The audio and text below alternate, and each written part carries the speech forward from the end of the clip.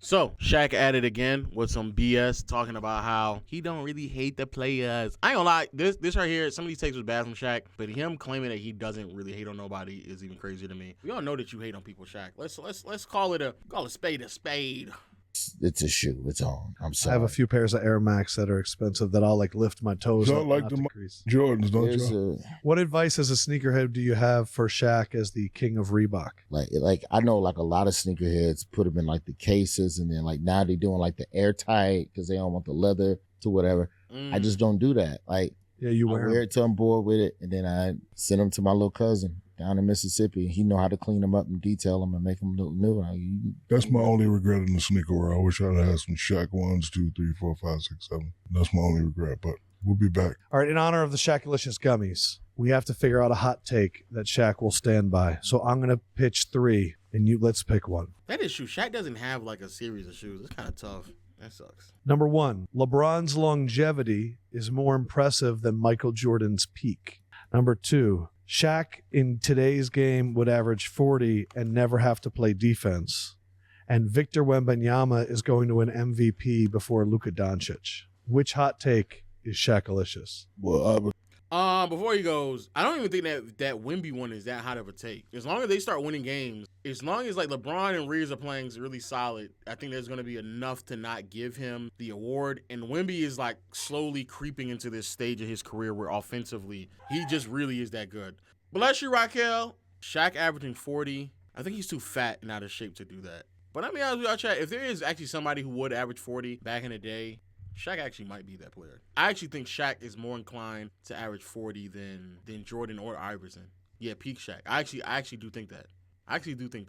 But of course, y'all already know which one started all this. The LeBron James longevity is more impressive than Jordan's peak. Well, definitely average 40.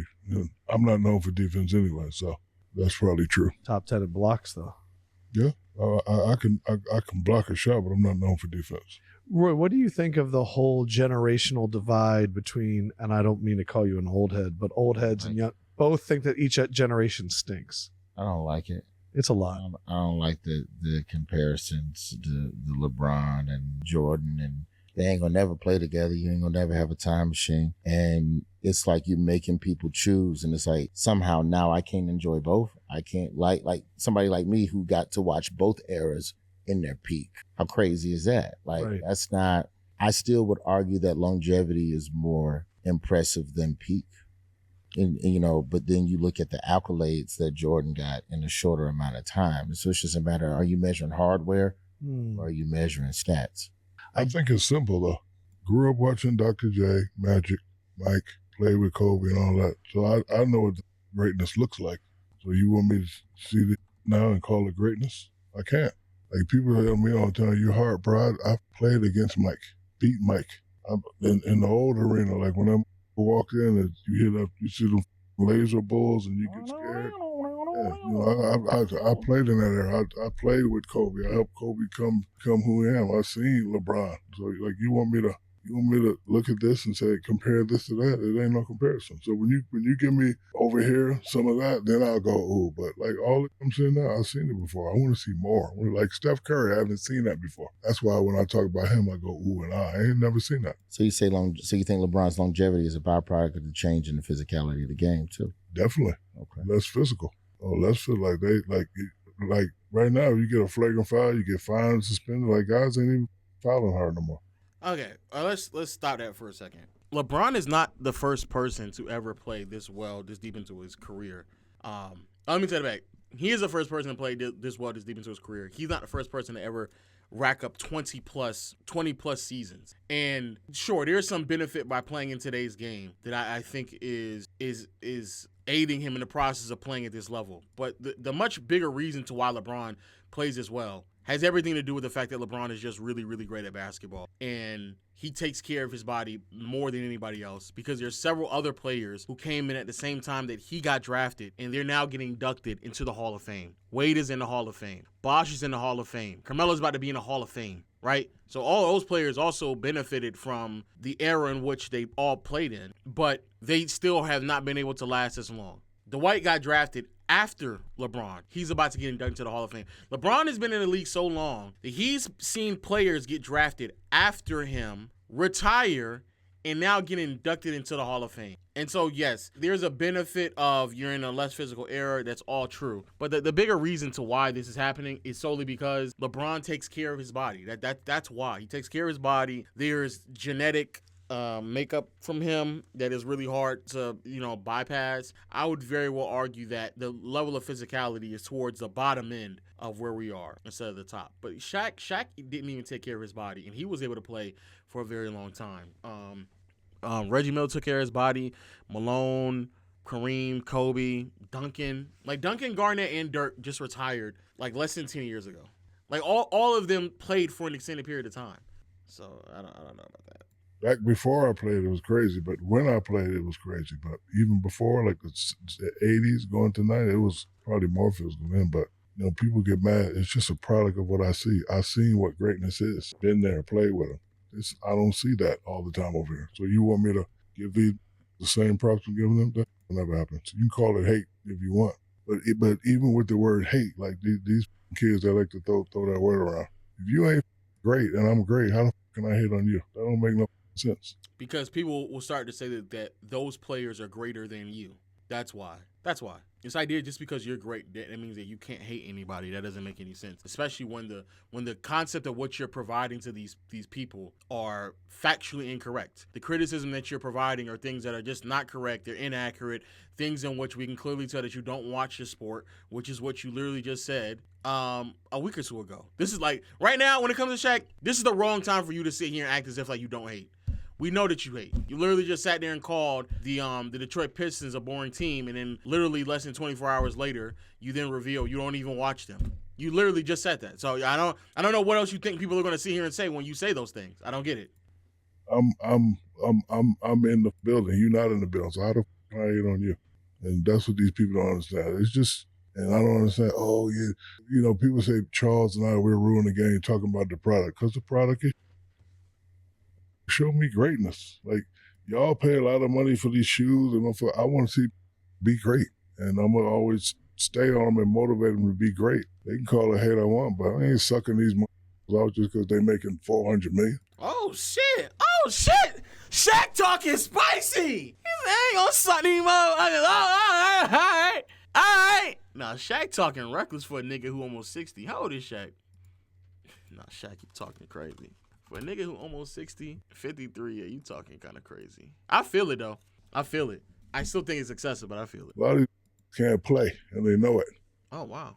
In any era, they can't play. I'm just saying. Pick and roll, one-on-one. Can't play, dog. Joker could play. Giannis could play. Dame, a couple of these guys could play, but a lot of these can't play. Like Ben Simmons. Okay. You need to be arrested. What about like a Jason Tatum? Jason Tatum can play. He's all right. I'm not going to bash him, but Ben Simmons need to be arrested. $250 for that. Arrested, did you say? Arrested. $200. Look, okay. A couple of things. Shaq, this is the thing that really bothers me when it comes to this dialogue. But nobody is criticizing you because you criticize Ben Simmons. Nigga, we all on the same page with him. We all feel, we here with that one. Ben Simmons, Paul George, PG running around making demands of who he is. He go to Philly. He's stinking it up. Oh, he gonna hear that. He gonna hear all the criticism when it comes to that. Because you can't be yapping all season long. You outlining what happened. This how much I want, X, Y, Z, and you get the feeling you playing like this, you gonna hear that. So no one is criticizing you for Ben Simmons dialogue or Paul George dialogue. Hell, maybe not even Joel Embiid dialogue. Matter of fact, most of the NBA community, if not most, a good portion of the NBA community, they even with you on a Rudy Gobert dialogue, right? Most people are okay with that. It's when you criticize players that are really great at the sport, or your criticism stems in ignorance because we can clearly tell you do not watch. Like, I didn't need you to tell me that you didn't watch the Pistons for me to know that you didn't watch the Pistons. I know you don't watch them. I know you don't watch Detroit basketball. But then when you later reveal and then you expose yourself by saying Chauncey Billups coaches them, that lets me know that you just don't watch. You don't watch. $150 million for that. The f out my face. Robbing people, man. Can't do that. The salary is the part that I think pisses you off. Can't play, man. out there terrified. Well, got to laugh here, Roy. You shoot. You like Luka's game? I like Luka. Luka can play. Ant? If you could pass my hate test and then still go like What's Steph, a hate test? like Steph Curry, I was like,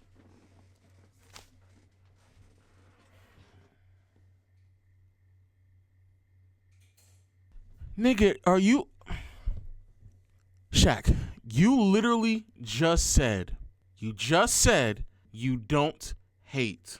Now you're saying if you can pass my hate test. Do you hear yourself?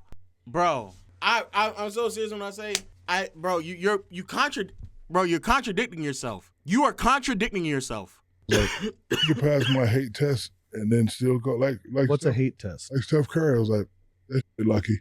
He keep doing it. That shit lucky. Find the point. This can play. I used to hate.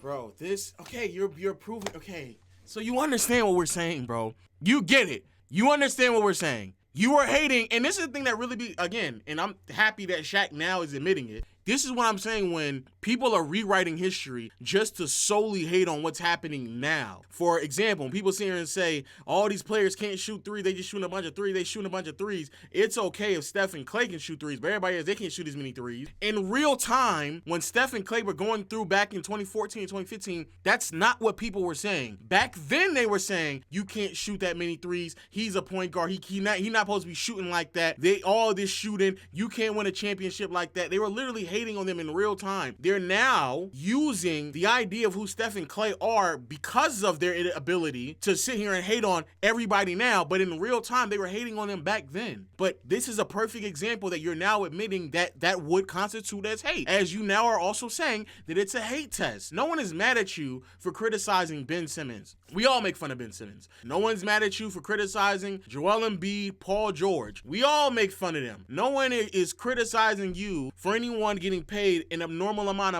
of money and they're not showing up, like Tobias Harris. People are making fun of Tobias Harris for several years now. That's not what people are making fun of Westbrook. That's not what people are upset about. People are upset about there's irrefutable talent and evidence being shown to you, and for whatever reason you will sit there and hate. And in your mind, it's motivating. Oh, I get to do. I'm sitting here showing you what it really takes to be da da da da da da da. Quick sidebar. I genuinely believe that LeBron was talking about Shaq when he made the statement of, I think that there's a bunch of ex-players on TV who don't really think the game that way, because Shaq undeniably falls under that umbrella. But you were literally saying that you were hating on Curry to see if he passed the hate test because you know your voice holds a lot of weight in the space. And so now you're using that to sit there and disregarding all the talent in the world.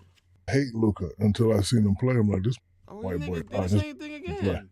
I used to hate Luka until I seen him play. I'm like, this white boy, all right. Like you guys, Western Conference Finals last year. Because remember, I done played with some of the greatest, so it ain't a lot of new that you're gonna do. So if you do that consistently and then pick it up, then I'll give you props. A lot of these will never. When you see a player in person, and let's say you see like some pregame routine and all that stuff, how quickly can you tell if someone is the man? Not in pregame.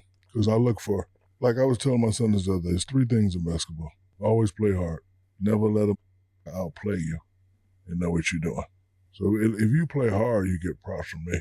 That's why you love Russ. I love Russ. Just play hard. He played the right way. So is it LeBron's fault that he came up in a different era?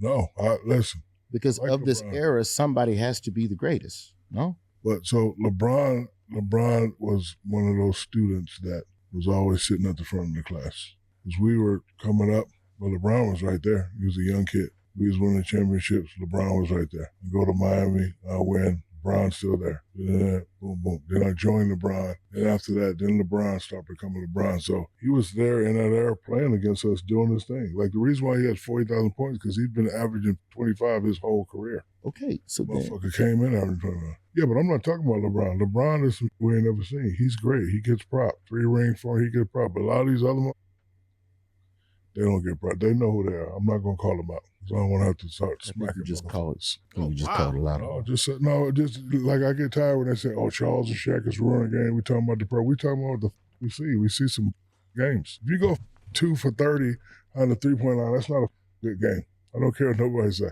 Not. If I'm paying $5,000 for floor seats, I don't want to see that. I want to see get dunked on, fights, ooh, the fans going crazy. Like, It's interesting too. And what I understand what he's saying, and in essence, I'm trying to be as fair as possible. I understand what he's saying, and I think a lot of the disconnect from generation to generation, it's not just that y'all are criticizing what's happening now. It's then to follow up by saying, and this is why it was better back in the day, because then that's when all the younger people have to then come in and make sure that it's also set in stone. Shaq, if you get upset that people are sitting out, and that's why it's better than back in the day, then a follow-up question would be, so why were you sitting out then? Why were you sitting out? You were the one who laid the foundation of people sitting out. You're the one who laid the foundation on, I got hurt on company time, so I'm going to rehab on company time. That was you.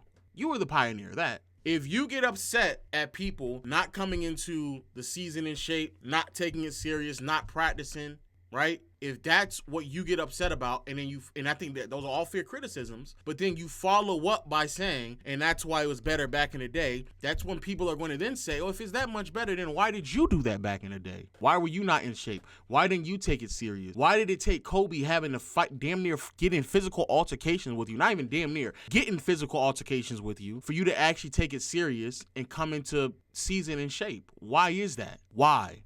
I think that's the problem. Many of the criticism that y'all leveraging towards these people, I think, are fair criticism. But it's the critique and compound with, and that's why it was better back in the day. And I think a lot of people are using the decline in viewership to validate, to add some validity to some of their complaints. When a lot of their complaints are just valid on their own, but now they're saying, see, that's why nobody is watching anymore. And that's not the case. People just aren't watching because the people who are supposed to be faces of the leagues, they didn't pan out. That's the only reason why. Because, I mean, I just covered March Madness, and there was one game where Texas Tech broke the record with 46 3 attempts. And I'm like watching the game, and you're just not that many. That's my point. I don't know. Probably like 30%. It's just tough because it is very homogenous. Every game's kind of the same. It's drive, kick. Or I feel like you guys had plays. Yeah, sets. Everybody had identity. Give me a team. Give me a random team. Give me a random team. Kings. All right, Kings. Give me another team. Kings versus Knicks. Kings versus Knicks. Give me a year in the 90s. 98. This is the other problem. A lot of people are gauging this because it's a bunch of Michael Jordan. So, Kings. Bro, even when I type in Sacramento, it's just, oh my God. It's just more Michael Jordan. How is that possible? How is it possible? How is that? I type in Sacramento, they were like Jordan. If I type in New York, they're going to be like Jordan. Oh my God. New York. Still Jordan. Right now, let's get our starting lineups from public address announcement. Thank you. So let's see these plays that they were running back then. Let's see these plays, chat. Jump ball, okay. All right. Pass there, pass back. Pass. Oh, turnover. Okay. Pass. Okay. Play. Okay, this is actual play. All right. That's a good play. Good play. All right. Post. All right. Okay. Post up starts 6 seconds left into the shot clock. 6 seconds. Okay. Good transition play. Great transition play. Okay. Another post. Okay, no, we'll be back in the post. Okay. All right. Okay. Okay. Oh, another. Shout out. Great post. Okay. Seems like the Kings got more of a offense right now. Oh, post. Oh, back in the post. Okay. All right. Here we go. Posting up Larry Johnson too. Of all people. Slow down. All right. He's going all the way. Transition.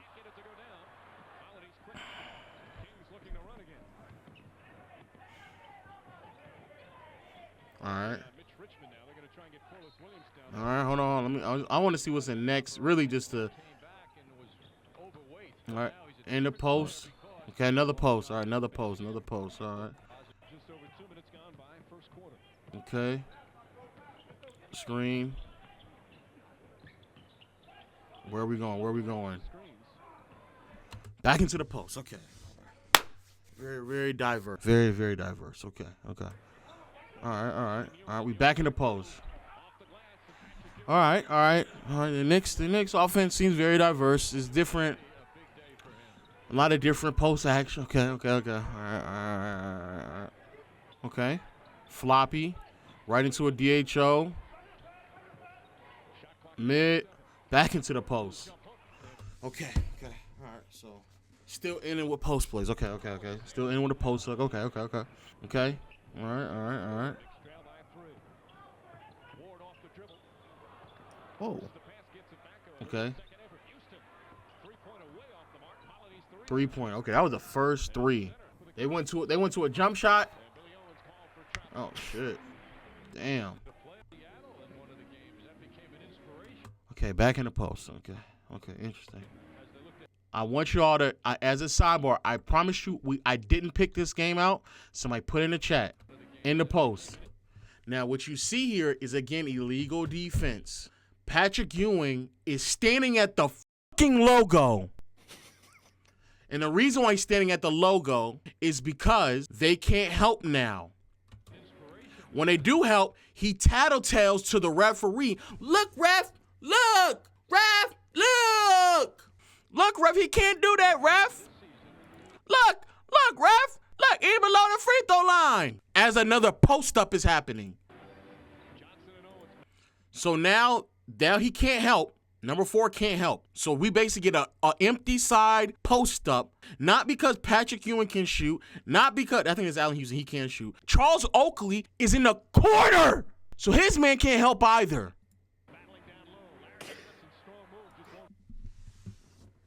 I fucking hate when they So say what's this. going on? When they say this shit, it bothers me because it's like, we can all watch, bro. That was like 6-7 possessions we saw. 5 of them were post ups. 5. Please shut the fuck up. You think Chet and Wemby will slowly change the DNA of the league because you're going to have to get bigs to match them? No. And I hate putting myself forward in time, but I will make both of them quit. You'd make Wemby quit. Oh, yeah. I'm going to back his elbow and right in his mouth. You know what he... Offensive fouls. Yes. I'll make him quit by offensive fouling him. Yes. You going to do all night? Shoot the three. And if you miss, I'm going to run right by you and post, and you're going to be screaming. You have 3 seconds. I'm going to make them quit. To me, any guy that's 7'4", 7'5", that shoots boundary jumpers, they don't want that funk. That's just to me. That's just my opinion. I don't understand, this is a problem that I see a lot of old heads be having. Why is the first instinct to just, I'm a hurt you? Yeah, I'm going to really hurt you. I'm going to really do things that are outside of the rule book to you. That's what I'm about to do. Those little itty bitty rules that they have set in place, they ain't going to save you. No. I'm going to make sure I break all of them to break you. And that's just game, dog. That's just game. Yeah, because you're acknowledging that you're not talented or skilled enough to beat them any other way. That's literally what you're acknowledging. Because if I'm 7'4", I'm trying to make everything easy. You guard me, you 5, I'm not shooting a 3. I'm taking you a little, But you want to shoot 3s and do all that? Okay, I will make all of them quit, and they know it. But having bigs that can shoot on the perimeter, that's not an advantage to a team to have that as an added weapon. Yeah, but you got to shoot a high percentage. Ain't no big shooting above 50%. Jokic is You don't have to shoot above 50%. Oh my! Shaq, shut up! You don't have to shoot 50% from 3. 43% from 3 this year. That's pretty good. Top 5 in the NBA. But you know what I'm gonna be down there? 65, 70. No, you're not. You never. Oh my God!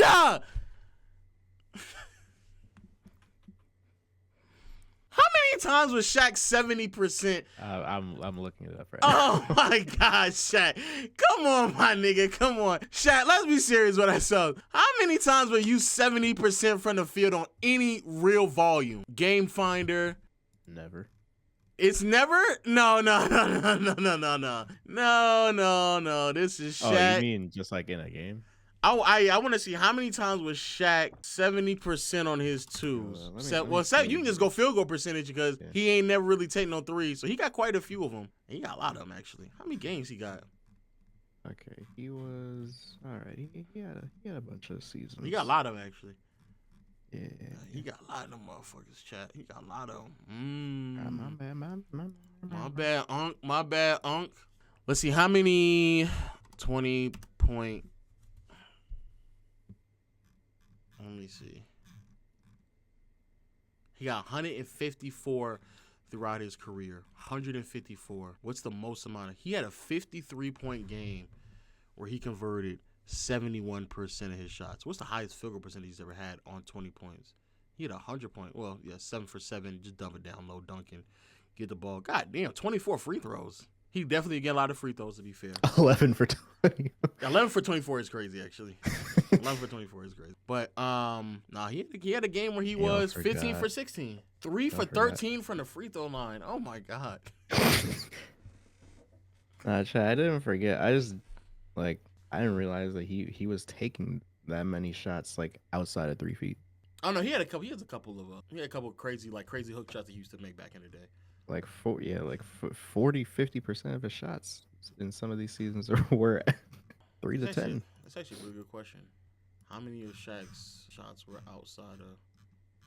Matter of fact, that's actually the real question. When Shaq was 0 to 3 feet, what was he converting these at? It was like, yeah. 60, 71, 76, 76. So unless I guess is he saying that he's going to get right underneath the basket all the time? I think that's what he's trying to say. I'm going to get right underneath the basket and convert him at a 70+%. That's what he got to be saying. He definitely took more outside of 3 feet than I originally thought. Yeah. He definitely took more out of 3 feet than I thought. Yeah, like I knew he took some, but I didn't think it was 40% of his shot attempts. Shout out to Shaq. To be fair to Shaq, yeah. Shaq would be so efficient that he wouldn't have to shoot threes.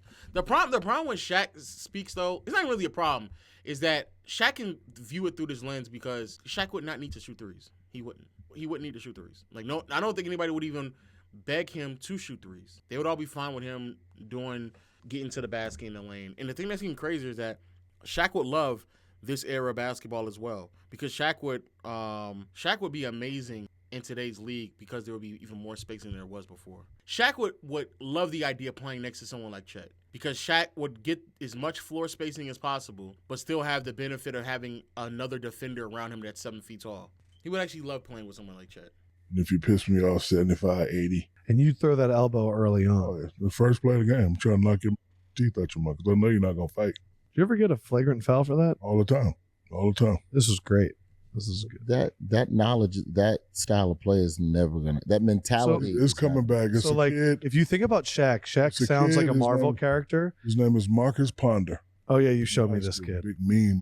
I hope when he comes up, he's so dominant that teams try to match up and try to stop. When you think about Shaq too, it's like, here's this kid raised on military bases, international. Marcus Ponder.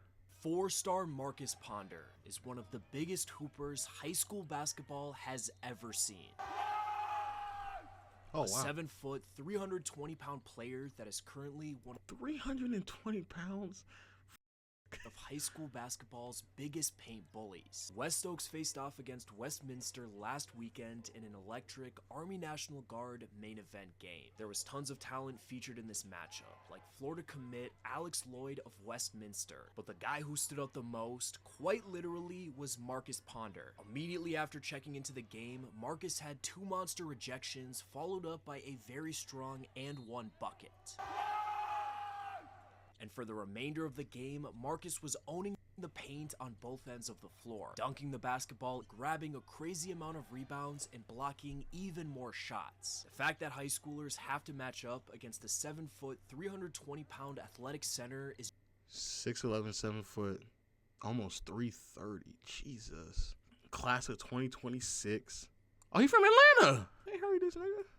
to Texas, eating like military grade meals, coming up in obscurity. People don't even know who he is. And he kind of comes up and he's huge. He's like, who the is this guy? That's the other issue today is we'll never have a player that we find out about later. We know about all these kids immediately. They're all stars. They're all getting paid. We're like, and also with nutrition today. A lot of them get hyped too, like Ben Simmons, like they can play.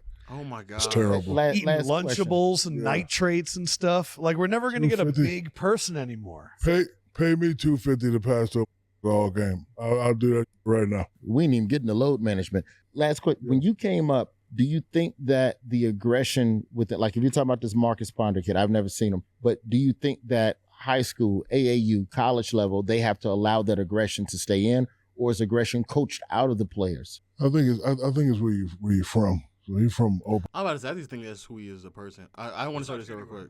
13. What about hands? You got big hands? I guess. My guy Mars is here. He's got really big hands. What? What size shoe do you wear? What? 13. What about hands? You got big hands? I guess. My guy Mars is here. He's got really big hands. 10 and a half? This was a year ago when he was like 17, 16. Nah, this nigga is crazy, bro. He's 17 right now, so this is when he was 16? Oh my God. Dudes that were born in 08 are walking around like this? What is Shaq's hand length?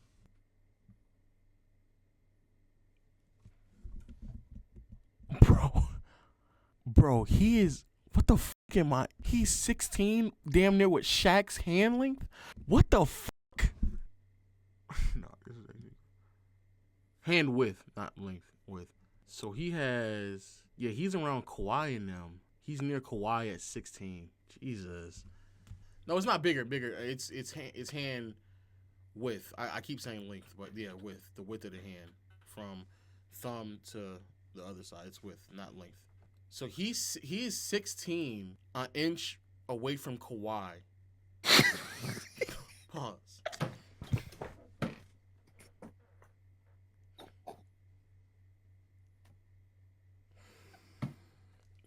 Bro, that sounded crazy.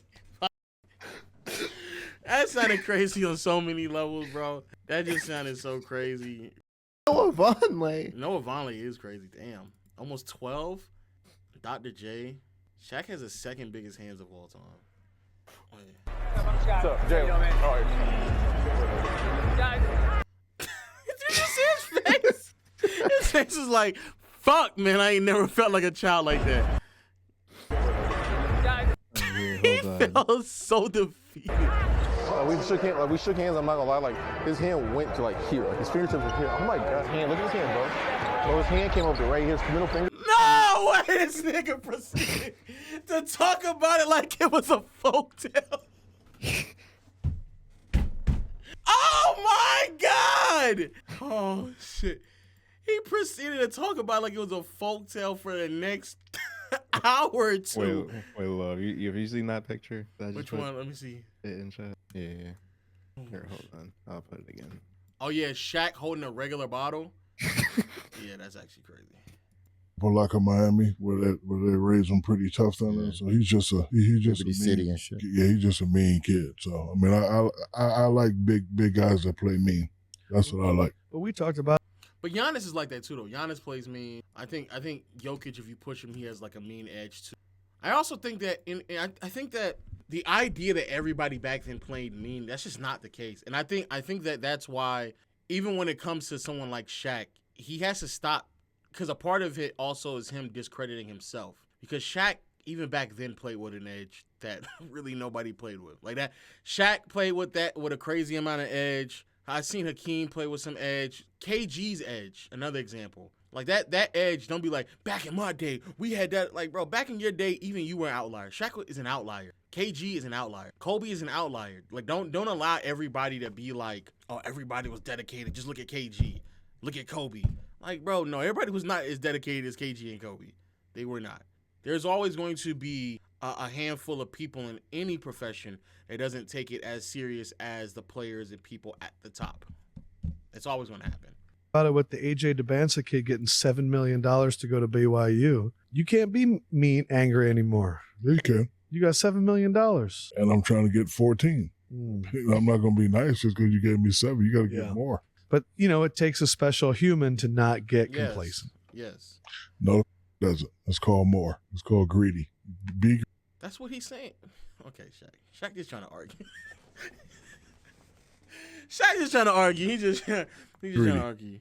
If they giving you 7 out of high school, what you think gonna happen if you raise your level? By the time he gets the NBA max, might be $500 million. Thank you. Yeah. I wish I was 18 right now. Hookah, ball, and the other thing that I always do. No way. All right, Shaq. All right, we got to get out of here. We got to get out of here. He said hookah ball and the other thing I like to do. We got to get out of here, dog. We know what you like to do. We know what you like to do, brother. I feel Shaq what he's saying. I just think Shaq needs to also acknowledge that he himself was an outlier. Shaq is an outlier, bro.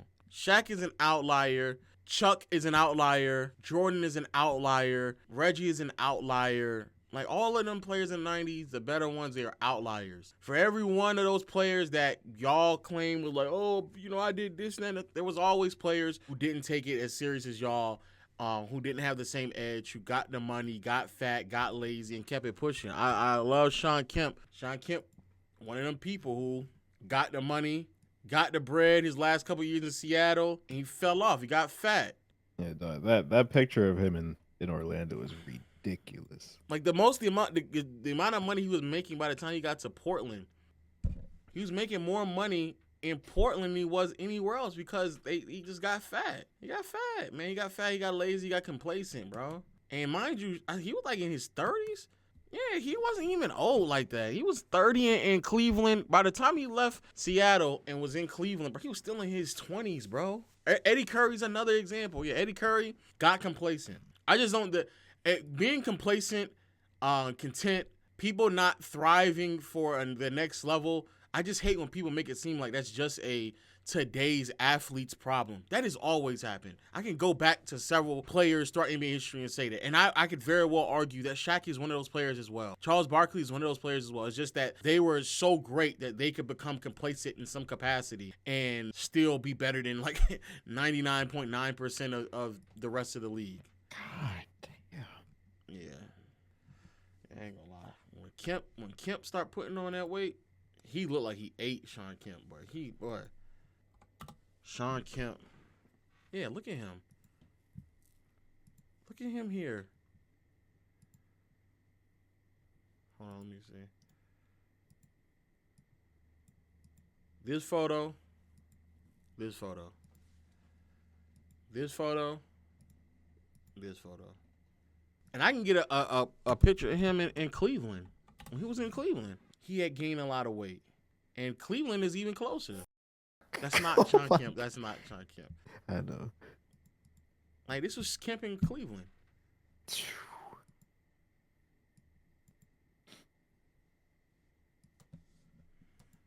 yeah.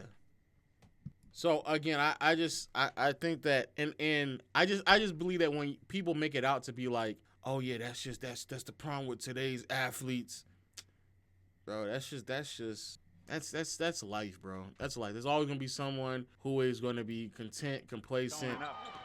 That's just how that's gonna be.